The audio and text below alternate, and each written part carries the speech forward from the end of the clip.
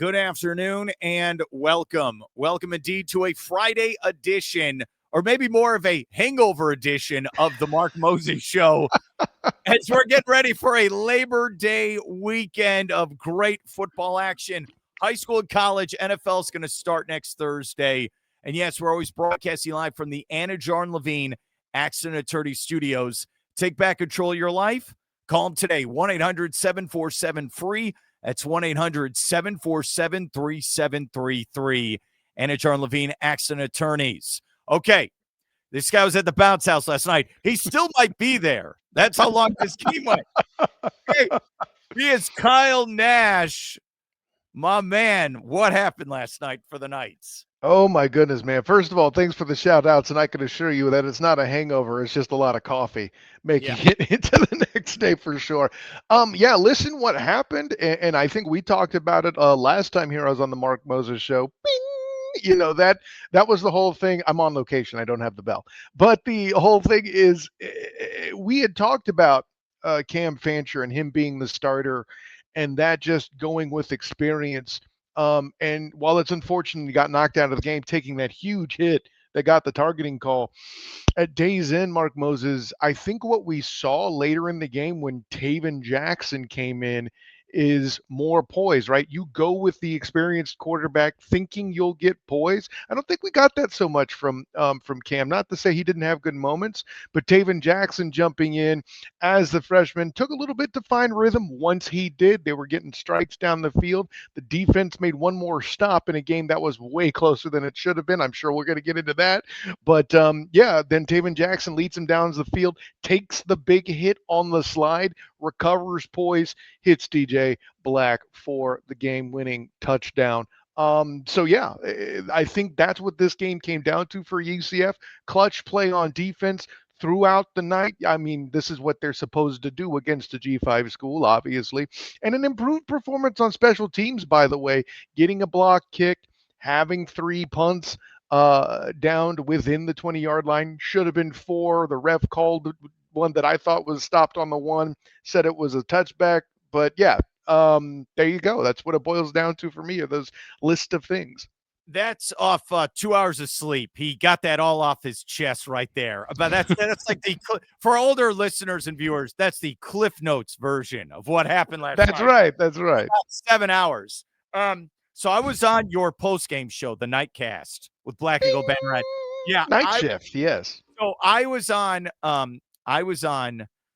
with Eric Lopez. So what was interesting is he's like, hey, Kyle's going to be at the stadium. Can you join me through video? We'll both be at home. I said, fine, I'll help you guys out. You always help me out. So the initial plan was go on around 9:15, 9:30. Then in case you didn't watch the game, so they go to the lightning delay. Mm-hmm. And you're thinking, all right, 30 minutes. So I text Eric, all right, what are we going to go on, 11 now, you think? He goes, I hope. I did not think it was going to be a 2-hour lightning delay. But, hey, that's what you got to do. You don't want people to get injured, get struck by lightning. My question for you, and this is what Eric and I talked about last night. Mm-hmm. If that hit doesn't happen to Fancher in that first half, which, by the way, if he doesn't lower the helmet, it's a fumble touchdown. Correct. For State. It's such a swing. The 2 biggest plays are the 2 targeting calls. We'll get that in a second. Mm-hmm. If that play doesn't happen, does Fancher, in your eyes, does he play the whole game? Like, if he doesn't get injured, do you think he keeps going with him? I mean, at that point, you would think they would have, right? And as the game went on, I think the only thing that might have ended up with Fancher getting out of the game is if that the hole became deeper. And at some point, you would think that, Scott Frost would have to, would try to put a shot in the arm of the offense, which was not productive with Fancher on the field. Those are just the facts of the case. Jacksonville State, we're going to be like, hey, this is starting to look like the Malzahn team from last year. They're depending entirely too much on the run. Let's start trying to stuff the run. They concentrated on that. It worked. Not taking anything away from Miles Montgomery, who had over 150 yards all purpose and celebrated the most after throwing a block that got UCF their first touchdown, by the way. Yes, he did. And the hurdle, by the way, on the 60-yard catch down. Absolutely. That was a big time play. That kind of woke them up a little in Oh, that snap. and it helped with the first points on the board. That's when they got the field goal, right? Yeah, so you're in the press box. Mm-hmm. The first play of the game, this is what I love. Scott Frost says, I'm going to make a statement. Mm-hmm. First throw of the game, 7 hours into this game, the first play, right? First one, deep shot down the field. I'll tell you, if he catches that, maybe it's a different ball game for Fancher, because then after that, it just looked like he had no confidence in some of those throws. They were just basic throws in that first. And he wasn't necessarily under duress either for a No. large portion of them. I know he took the big hit early, but I mean, three things went wrong, first of all, on that big hit. I need to address that real quick. First of all, I know the guard pulled inside too far, trying to double team on the inside and didn't pay enough attention to that gap on his left side. So there's that. Nixon goes out for a route through that hole. Basically, I don't want to say ignores, but does not properly account for the blitz coming from that spot. And then third, this was not a blindside hit, Mark Moses. Fancher's a lefty. How do you not see this guy barreling at you? It's a very strange exchange. Three separate mistakes took place. And let's use the boxing metaphor as I did last night on the Night Shift podcast. Bing! With that particular case, it takes one mistake to get knocked the bleep out. And three things went wrong on that play, Mark. So that's how Fancher got jacked. And here's my thing. I'm not just going to knock him. I'm not going to say, oh, he's awful. No. I'm not saying it was first game jitters, correct. New team. And it's one of those things where it's not like the NFL where you have some preseason games to kind of figure it out, or you do scrimmages against other NFL teams. You can kind of figure. No, you're just practicing with yourself, and they played an actual opponent last night, and it showed. They did not play well. I am going to be on record as saying this. When I look at week 0, when we had that Big 12 matchup in Dublin where you had Iowa State and Kansas State, if either of those teams would have went to the bounce house last night, they would have kicked the crap out of the Knights. I'm sorry. Of course. Yeah. The UCF is fortunate that they got to take on that football team last night, and they wore them down by that fourth quarter. But at the same time, dude, in that third quarter, when it was like 3-3, I put this on X Twitter. I feel bad, but I said, look, I'm getting flashbacks to 2015 0-12 UCF. Like, are we going to be able to move the ball? Are we going to score points? What's going to happen? But you brought it up, and I want to go back to your evaluation. Jackson, with some of his talent, he just started making plays, and there was that drive to tie it. What do you have, 6 straight passes in a row? He won the game. If he didn't make some of those plays, I think it's a loss last night. What did you think overall of his performance as a backup, getting into the game and saving the Knights last night? I think what he did was he made me look correct when I said on the Night Shift podcast previously, bing, that he should have been the starter. He was my he was my choice overall too. And I would add this element as well. Let's be fair in the comparison. Would have Coach Campbell in Iowa State or Kansas State beaten the Knights soundly had they played them on Thursday night? Of course. I think there's definitely validity to that statement. What I would add is that opening quarter of that game in Dublin wasn't exactly a graceful display of football. And the difference is UCF's lasted a lot longer, though I would grant in both the cases of Iowa State and Kansas State, what do they have established up front that UCF doesn't? Starting quarterbacks. This is why you don't schedule a week 1 matchup against two teams that might win the conference in week 1 when you're still, what's the saying we've been hearing all offseason, Mark Moses? If you have 3 quarterbacks, you don't have one. And if you're in that state, you got to make sure you don't schedule it that way where you're playing a team like that in week 1. I said this earlier. I want to reset here with Kyle Nash, and I appreciate coming on. I know it's a long night, dude. I can't stress this enough. It wasn't the Boise State game, whatever that was, where that game still might be going on as we speak. Yeah, that was a tough night. But I'll put it to you this way. I got back to my house at about 3:30 a.m. last night, which is awful. Let's be clear. The Boise State game, I walked up to my front door, looked at my phone, and saw 5 a.m. So yes, this does not touch Boise State. That's the standard, the Boise State game. And by the way, Boise State will never be coming back to the state of Florida after losing to the Knights and just getting stomped on by South Florida. Here's what I'm going to say. The two plays that were the plays of the game. You could call the touchdown, yeah. Targeting in the first half, because that was a touchdown for the Gamecocks. I'm not kidding around. Correct. That should have been a scoop and score, a touchdown momentum. Mm-hmm. Then the one late, Jackson scrambles on third down, gets the first, another targeting it was not needed, and that got momentum another 15 yards down the field. Those are the two biggest plays in my eyes. If those plays don't happen, I don't know where UCF is right now.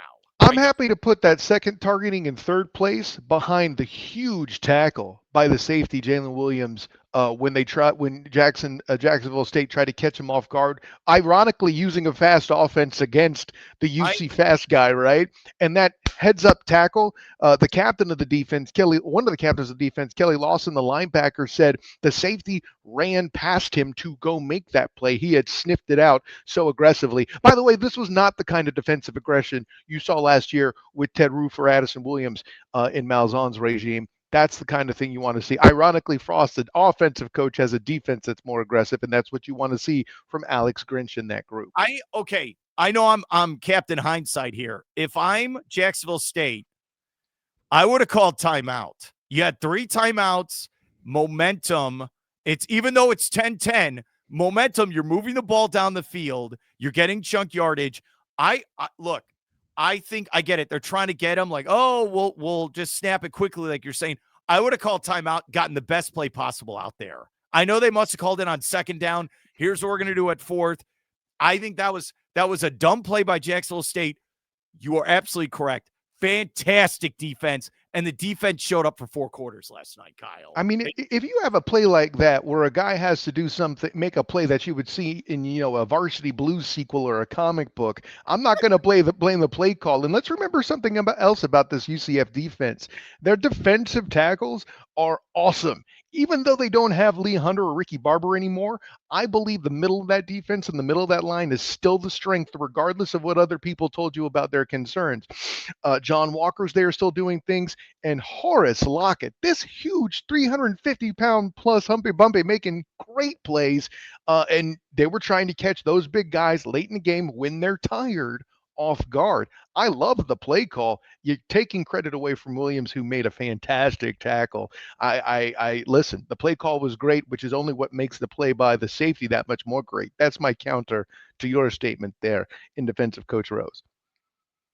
When they missed the field goal, UCF, by the way, I know this gets lost in the shuffle here. That really was another moment like, oh no, okay. I'm like, am I staying up this late to see them lose by a field goal? That was kind of my stay. But they made the play. So let's go to the winning drive. Like I said, the big third down, picks it up with his legs, targeting another 15 yards, right? Then I believe the touchdown pass was also on third down. It was. What did you think of that play call and the shot to go to Jackson in the end zone like that? Oh, I'm sorry, Black in the end zone. Sorry. Yeah, Black from Jackson. And I'll tell you this, you don't need my opinion, Mark Moses. The quarterback himself after the game, Taven Jackson, said that was a ballsy play by Coach. And you don't hear a quarterback say that. Normally the quarterback is the confidence guy who's like, yeah, I believe it all the way. And the quarterback going, yo, that's bold. And putting the ball in Taven Jackson's hands where he showed the poise that we were alleged to be getting from Fancher starting. Well, hey, as I said, maybe they have their starter next week, especially depending on Fancher's health status. I just want to apologize with the name mix-up. There are so many new names on this team, and I've been watching UCF for over a decade. I'm trying to, and I hope the fans feel the same way. There's so many new names on this team that I'm just like, I got the sheet in my hand like, okay, all right, who's this? Who's that? Did you kind of have that feeling last night as well?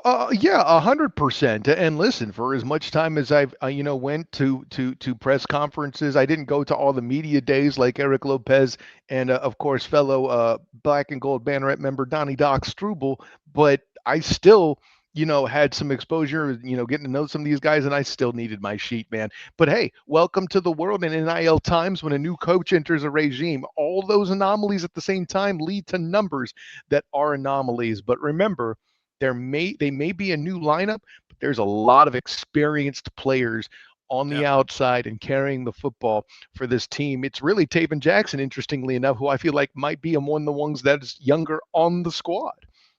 Here's what's interesting with the play call. So, and you're a former offensive lineman. So I want your opinion on this. So there was it's the first game jitters, sometimes pass protection. I don't think it was the greatest last night on certain plays. What's interesting with the play call is he's a right-handed thrower.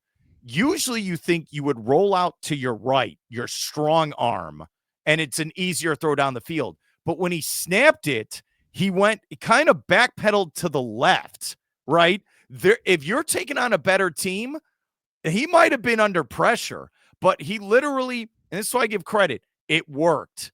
It worked on a big third down play. So he scrambles to the left and then throws it down the field. Black is open by a step. I'm with you. Gutsy call, and I think the execution, give credit to the quarterback for UCF to know how to, the pressure, understanding, and throwing. It was a great play at the right time, Kyle. What are your thoughts? Yeah, 1,000%. Let's give DJ Black his love too for, using that speed we kept hearing about in the offseason. We finally saw it applied here in that final score. And Jackson, of course, after the game mentioned having to make sure he led him properly because he's a fast guy, right? But and from the O-line perspective, yeah, there were some breakdowns on occasion. But I think that's the one thing that the NIL era and experience can't overcome is cohesion and gelling, right? And the O-line is still clearly trying to do that. There's plenty of times where they asserted their dominance as well as they're expected, right? It's not like they early on they did convert that 4th and 1. Plenty of huge holes for Miles Montgomery to run through, right? He's still got 80 yards on the ground in addition to that 60-yard hootling, boom, like cue the Mario jump sound, right? Right? So yeah, exactly. So the line had their ups and downs. But remember, too, we saw Malzahn's line, who had much more time together, who had RJ Harvey behind them, get stymied at the same time, too. It's because Jacksonville State started daring UCF to throw. And then at some point, Coach Frost and Sean Beckton said, you know what? You're daring us to throw? All right, kid, throw it. Show them what you got. And he did. Ball game. All right, one more for last night. And I asked this to Eric Lopez, I think it was about 8 hours ago. So I'm going to ask you this question. I'm going to do it. After one game, are you starting to see the identity of this football team? Like, what do they want to do on offense, defense? Or do you feel like give it a couple weeks, get ready for North Carolina? I think the answer is sort of both, right? The element of I don't see a world in my philosophy as a guy who goes with the hot hand that you go back to Fancher at this point, with especially just as unconfident. The experienced guy lacked poise. That doesn't work for me, right? So I think that part of it is going to start to come into focus if it's me. Obviously, it's not. It's a guy that, used to work with Sean McVay, which if you have lunch with Sean McVay, you are an NFL caliber coach, right? So, but I think that element of here's the foundation and they're going to start to build.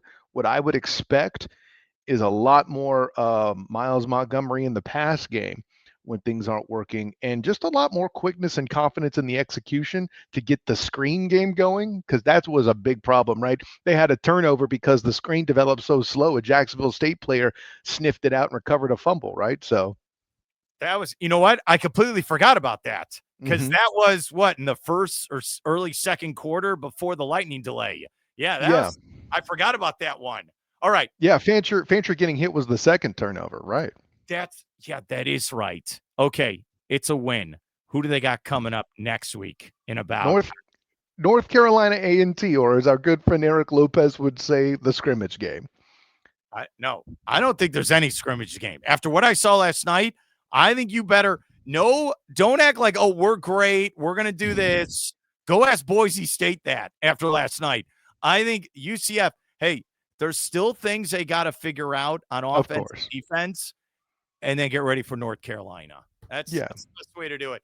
Dude, okay, I talked with Eric after I actually watched the end of Nebraska because UCF ended. I know you were talking to Scott Frost when this was going on.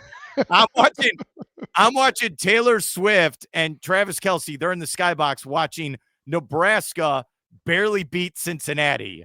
That ended about 20 minutes after the UCF game. So I'm watching that. Then I'm talking to Eric, dude. Then I'm watching Parsons to the Packers. I need that as a bonus before I let you go. Yeah. You're driving to the bounce house. I Mm-hmm. bet you heard it on the radio. You cover the NFL. You do a great job with your Jaguars coverage. What are your thoughts? What are your thoughts on this trade, buddy? I'm the one in the car proverbially that's thinking this is what needed to happen. Let's pretend Jerry Jones could convince Micah Parsons to stay. Would you be getting 100% effort at that point? No, you're getting a guy who's not a quarterback commanding a butt ton of cash. That's no, it's not. It's best for both parties, in my opinion, for him to leave, and then the he can get what he needs in a different environment. Perhaps he's now in what could be the toughest division in the NFL, playing your Bears twice a year, right? And then the Cowboys, maybe if they decide to be competent in their acquisition of talent, they probably won't be, but this is the best opportunity for both sides, I think, to get what they need to continue to grow separately from another. See, I always think about NFL players where you got to go get as much money as you can. Absolutely. This isn't baseball or basketball where it's all this guaranteed money. And here's my example. Devin Booker on the Phoenix Suns is going to make $70 million. That's guaranteed. right. 70. So they're like, oh, Parsons, big deal, 120 million guaranteed. Devin Booker will make that in a year and a half. Like, Correct. just how crazy. And I get it. There's less players in basketball compared to football. But these players, you've got to get the money as much as you can before you injure yourself and you can't go anymore. It reminds me of the Khalil Mack trade.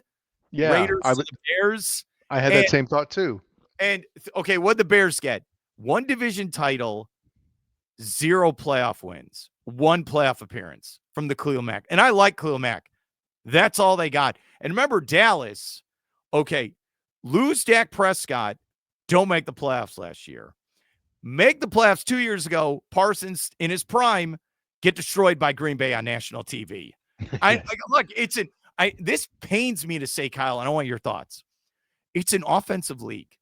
I'm sorry. It's offense.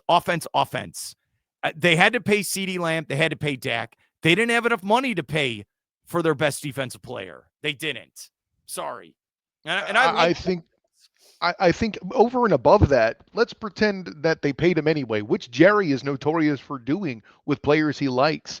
Micah Parsons not wanting to be there makes him even a worse investment with all over and above all the very accurate and valid things you just said. And getting 2 first-round picks, the conspiracy theories have already begun, Mark Moses, that Arch Manning will stay in Texas in the coming season being a Dallas Cowboy. And frankly, if they pull that off, credit to Jerry Jones, right? Because Dak isn't getting any younger. And hey, you need a new face of the franchise. A Manning doing it? I've heard worse ideas. it's interesting was the Packers. They don't usually do these types of moves. They don't. This is big. And it's funny where earlier in the day, my brother asked me, "Would you want him on the Bears?" I go, "I'm not giving up the draft capital. I'm not, and I'm not those 2 first rounders. No, I'm not doing it." So it was a great night for football. Maybe not Kyle Nash sleeping patterns, but for football, it was a great night. What can we check out going into the weekend with your coverage to get us ready for Labor Day? Yeah, and absolutely. Of course, you can check out the Night Shift podcast, and then as well as the Black and Gold Banneret, My Making the Grade, where I tell you what each unit did and grade them, special teams, offense, defense. You might be surprised to see that the offense wasn't the greatest. No, you wouldn't be. But nonetheless, some very interesting takes, if I do say so myself, regarding the special teams and defense that you may not have thought of yet in your evaluation of that game. And of course, don't forget, the Duval Dive still doing its thing. Make sure you check out me and Travis D. Holmes' reaction to what happened with the Final 54 and some of the grab bag questions we get from fans there. And hey, there's the Chargers show too. I do Bolt Blitz Uncut as well if you go that direction. Oh man, you are a machine. I'm passing out doing one show. You are a marathon man. Kyle. Bro, and they haven't even done Magic Media Day, son. Let's go. Next month it's even more. Dude, here's what's gonna happen. We'll show up. There'll be 10,000 reporters somehow that all cover the Magic, right? There's going to be so many people there because expectations are going to go through the roof. We'll preview that next time. Kyle, thanks for your help and have a great weekend. Honor, joy, and privilege, Mark Moses. Until the next time, class dismissed.